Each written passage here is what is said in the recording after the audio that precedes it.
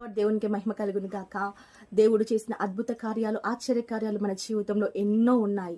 So వాటన్నిటిని బట్టి దేవుని స్తుతించగలిగితే మనకెంత ధన్యత. దేవుని స్తుతించే విధంగా ఉండాలి, దేవుని ఆరాధించే విధంగా ఉండాలి, దేవుడు చేసిన కార్యాలకు సాక్ష్యం ఇచ్చుకునే విధంగా ఉండాలి.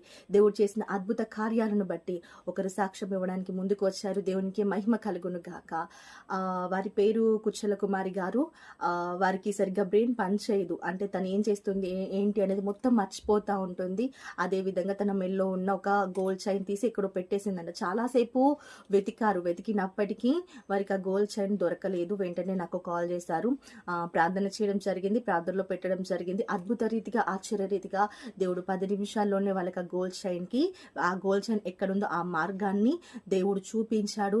అద్భుత రీతిగా వారు ఆ గోల్డ్ చైన్ పొందుకున్నారు. దేవునికి మహిమ. ఈ సాక్ష్యము వారి నోటి నుండే వినగలిగే గొప్ప ధన్యత దేవుడు ఈరోజు మన ఛానల్కి మనకు అనుగ్రహించాడు. ప్రతి సాక్ష్యము ప్రతి ఒక్కరిని బలపరుస్తుంది. ఒక్కొక్క సాక్ష్యంలో ఏముందిలే అనుకుంటాం, కానీ ఆ సాక్ష్యము ఇతరులను ఎంతగానో బలపరుస్తుంది. ఆ సాక్ష్యము ఇచ్చుటకు దేవుడు ఆమెకి కృప చూపించాడు. దేవునికి మహిమ కలుగును గాక. ఈవిడ సాక్ష్యము దేవుడు ప్రతి ఒక్కరికి మహిమ కలుగులాగున దేవుడు చేయాలని మనస్ఫూర్తిగా కోరుకుంటూ దేవుడికి మహిమ కలుగును గాక. ఈ సాక్ష్యము తన నోటి నుంచే, తన మాటల ద్వారానే మనము విందాము. దేవునికి మహిమ. ఆమేన్. అమ్మ, నీకు గొలుసుగా దొరకాలని మీతోటి మొక్కినమ్మా. 10 నిమిషాలలో దొరికిపోయిందమ్మా. ధన్యవాదాలమ్మా.